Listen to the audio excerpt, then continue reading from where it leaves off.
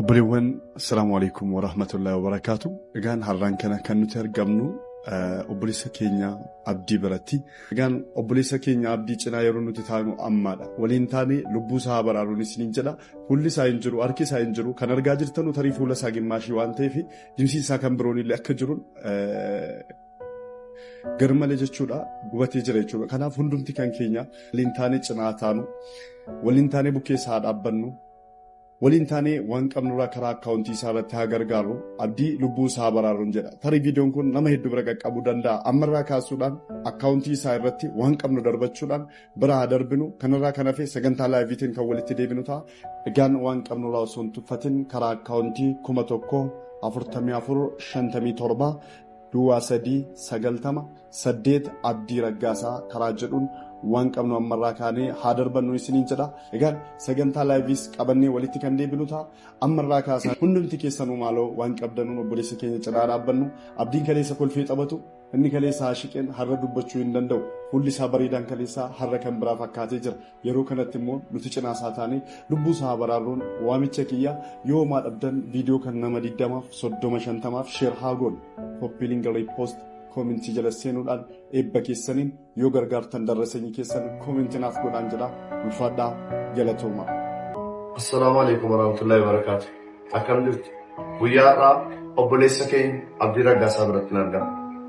Obboleessi keenya qaaliin kuni bifuma duuba kootti agartan kanaan qaamni isaa gubatee jira. Haa ta'u malee garuu obboleessi keenya Abdii Raggaasaa haala kanaan ciisee asitti arguu baay'ee natti dhaga'amee jira. Jaallattoonni isaa, dinqisiifattoonni isaa, obboloonni koo biyya garaagaraa jirtan maaloo Abdii, obboleessa keenya Abdii deemii nu dubbisi, obboleessa keenya Abdii deemii nu gargaarsi. Poostiin duraan maxxansi keessatti ati maaliif deemtee waraabnaan jettanii turtan. Anis kunoo guyyaa har'aa rabbi fedhee dhufee Abdii biratti argama. Kanaafuu obboleewwan keenya, obboleessi keenya Abdiin gara biyya alaatti akka deemee yaalamu itti himamee jira. Gara biyya alaatti deemee yaalamuuf immoo qarshiin muraasni nama hin ga'u. Gara biyya Turkii deemee qaama isaa kana, gogaa isaa kana, fuula isaa kana, harka isaa kana qaama isaa guutuu bakka zayitni sun itti namni sirriitti yaalamuu qaba waan ta'eef baasii baay'ee isa barbaachisa. Obboleessi keenya immoo haaluma isin amma agartan kanaan dudduuba koo kiyyarratti fuulli isaa luqqa'ee, qaamni isaa luqqa'ee baay'ee daran miidhamee haala kanaan dhukkubsatee siree irratti hafee jira. Obboleessi keenya kun egaa deemee yaalamuuf egaa qarshii isa barbaachisa. Akkaawuntii isinitti himu kana qabadhaatii waan humna keessanii gargaara. 1144 57 Duwwaa 3 Duwwaa 8 Abdii Raggaasaa Baqqalee. Warri Feesbuukis, warri Yuutuubis, warri Tiiktookis obboleessa keenya kan amma dandeessan waan humna keessanii namoonni baay'ee viidiyoo kana ilaaluu dandeessu. Hanga miileenaatiin ilaalamuu danda'a viidiyoon kun garuu 1,100 2,200 500 waan humna keessanii yoo gargaartan obboleessa keenya guyyaa gabaabaa keessatti gara biyya alaatti erguu dandeenya waan ta'eef waan humna keessanii gargaara. Namoonni immoo gargaaruu hin dandeenye viidiyoo kana sheer gochuudhaan namoonni biroo akka gargaaran taasisaa. Galatooma ulfaadhaa. Assalaamu alaykum warahmatullahi wabarakatuh. Nagaa keessanii jirtu sin naguma ani nagaa kooti galanni rabbi faa ta'u. Egaa alhamdulillah rabbil alamin. Egaa miidiyaa irraati gidduu kana guyyaa 9f wal harkaa bannee turre. Mana adabaan ture jechuudha, mana hidhaa achiin ture. Sababni ani ittiin hidhame hundumti keessan ifa galaadha, beekaadha, beekamaadha waan ta'eef dubbachuu nan barbaachisu. Amma garuu waa lama dubbachuudhaaf gara iddoo kanaatti kan dhufee jiruuni. Amma dhimma koo yookaan waa'ee koo otoo hin taane irra caalaa kanan dubbachuu dhufe yoo jiraate waa'ee obboleessa kiyya Abdiiti. Abdii jechuun obboleessa kiyyaadha. Anaaf Abdiin obbolaa dhiiraa maatiin keenya kan qaban anaaf isa qofaadha. Abdii ana bichaa otoo hin taane namoonni hedduun illee kan jaallatan nama jaalalaa, nama gaarii, nama garraamidha Abdiin. Haa ta'uyyuu malee egaa miidhamanni gidduu kana keessa jiru hundumti keessan ni beektuuni. Abdii fuula isaa gubate, dhanna isaa gubate, gogaa isaa gubate, anaan immoo garaa kootu na gubate. Uummata miidiyaarra jirtan, uummata akkasuma biyya alaa biyya keessa jirtanii Abdii fuula isaa gubate isa namni argu, nuun garuu garaa keenya gubate kan namni nuun argine waanta ta'eef amma waa lama duwwaadha kan namni isin gaafachuu dhufe. Abdii dhugaa dubbachuuf nama salphaatti dafee harka kennu miti, dhukkubaafis taanaan kamiifis walumaa gala du'aa akkasiin nu gootan akka rabbii isa gargaaru akka Rabbi dafee nuu fayyisu akka Rabbi bifa isaa jalqabaatti nuu deebisu akka Rabbi akka isaa duraaniitti deebisee nuu fuula keenya dura dhaabuu danda'utti du'aa keessan kanan barbaadu. Lammaffaan abdii yaallachuu qabna yookaan yaalsifachuu qabna. Yaalsifachuudhaaf immoo humna qabnu duukaa dhaabbannee obboleessa keenya kana haa yaalsifannu isiniin jedhaanii jiraadha. Kanarra baay'ee illee haasa'us hin barbaadu. Biqilaan isaa miirran keessa jiru miira na haasofsiisu miti waanta ta'eef jechuudha. Kanaaf garaa dhiira waa baay'ee baatti waanta ta'eef egaa rakkoon hin jiru. Warri kiristaanotaa akkaataa amantii keessanitti uummanni islaamaas akkaataa amantiin keenya nu ajajutti du'aa hagoonuuf obboleessa keenya abdiidhaaf Rabbi akka dhukkuba kanarraa fuudhu dhagna isaatti gogaa isaatti Rabbi akka inni deebisuu danda'u adaraa jibba of kee baafnee jaalala laphee keenya keessa keenyeefi du'aa hagoonuuf kanan isin dhaammachuu dhufee galatooma. Antiin jara pheenxee waa'ee abdii raggaasaa irratti obsana fixachiiseera warabbal ka'aba ummata hoolaa jechuudha. Yoo gara Yesuus deebi'e malee araaran argatu. Yesuus iyyuu araara Rabbiirraa argata.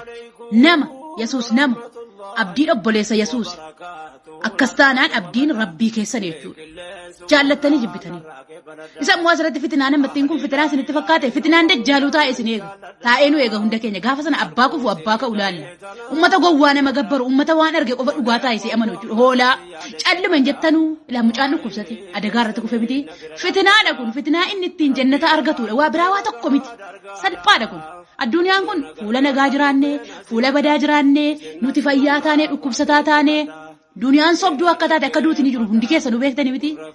Akiraan akka duute kaatu immoo beektaa akiraatti immoo eessaa beekta kanan beektu yeroo duute waaqayyoo bira dhaqxe nafsiin kee waaqayyoo bira dhaqxe jannata dhaqxe hin kaate duutee kaate waa gaafatamte waan itti gaafatamtu waa danuusaa jira waan asirratti balleessi tokko tokkoon akka asitti teessifamtee gaafatamte gaafa sana deebii qabdaa beektaa akka kana garuu akka kaatu duutee kaatu hin beektu akkuma duute jannata waan galtu sitti fakkaatu ummata gowwaa waan dhaga'u waan argu amanu jechuudha.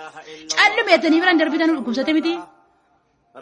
Ummata gowwaa jechuudha ummata onneen dhagaa isinitti dhagahamu bicuusi ilma namaati fedhu sareetta haa gabbaru fedhu muka haa gabbaru maaltu isin dhibe calliftanii biraan darbitan yoo Yesuusitti deebi'e malee araara argatu Yesuus nama bar kana eessuma dhaquudhaan jedhe ummata gowwaa kana biraa abdiin dhukkubsachuu caalaa ummata gowwaa kana goomintii keessantu na gubee warra balkaaba hin kolfasayyuu jala fiige gaafa guyyaa qiyaamaa isa dhaabatee isinitti kolfa.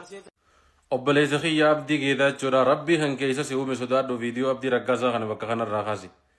Guyyaa meeqaan abdii dhaqee abdii ilaalaa jira yeroo hundaan achi dhaqee ilaala guyyaa takka hospitaala san keessa dhaabbadhee abdii cinaa dhaabbadhee viidiyoo waraabeen beeku. Abdii bakka inni kutaa keessa jiru dhiisi ala dhaabbadhee hospitaala keessa dhaabbadhee guyyaa tokko viidiyoo waraabeen beeku. Irraa fagaadheen bakka biraa taa'ee waa'ee abdiidhaa gaafan isin biraan gahu irraa fagaadheetiin halaalarra taa'ee ergaan achi deeme mana kiyya dhufeetiin viidiyoo abdii raggaasaa kana waraabaa jira. Abdii raggaasaadhaa diina hedduu qaba nama hedduutu miidhama isaa laalee itti gammadaa jira. Akkasuma amma viidiyoo itti gallakkiste kanarra ammallee namni baay'een asirra dhaabbatee laalee nama hedduutu itti gammada. Abdii raggaasaadhaa diina hedduu qaba. Rabbii kan kee sodaadhu viidiyoo abdii raggaasaa kana kaase.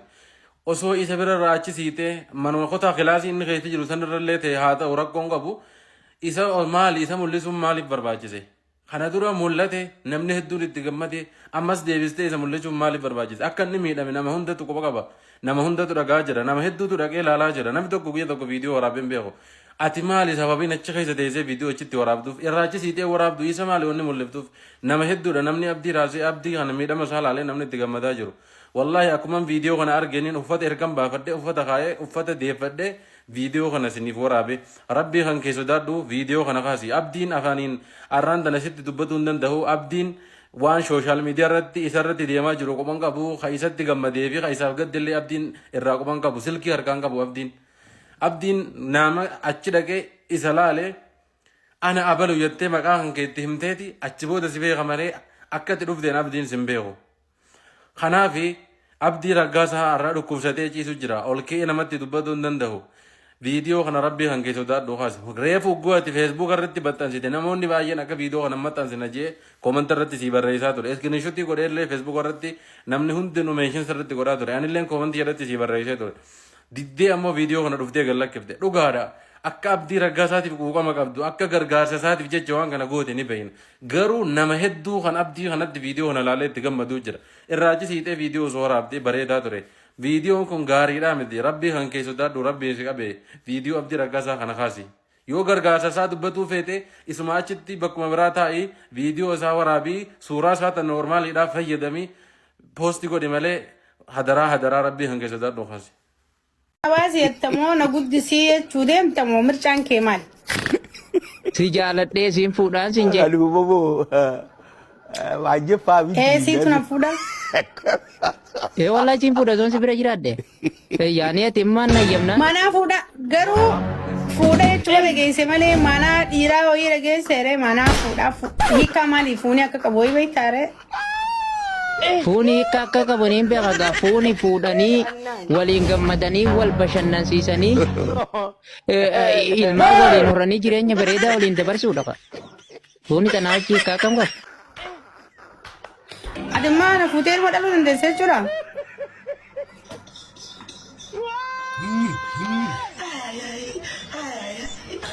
Mee natti heerumi na laali niin dhufa.